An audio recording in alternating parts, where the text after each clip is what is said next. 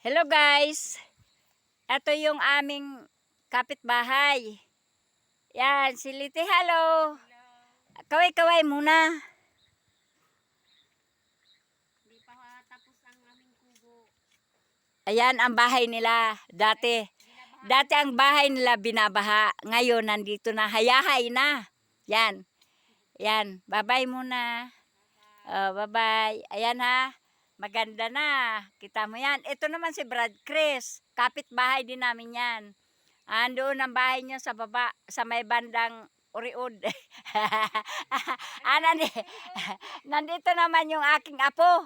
Sa tabi ng, ito naman yung apo ko. Ito naman, ang bahay naman niya sa may, ang bahay naman ng apo ko nandoon sa may kuan, may kawa. Ayan, kararating lang ng apo ko. Galing naman ito sa may kawa. Ito naman yung isa kong apo. Dating binabahaan sila ng bahay, ngayon maganda na.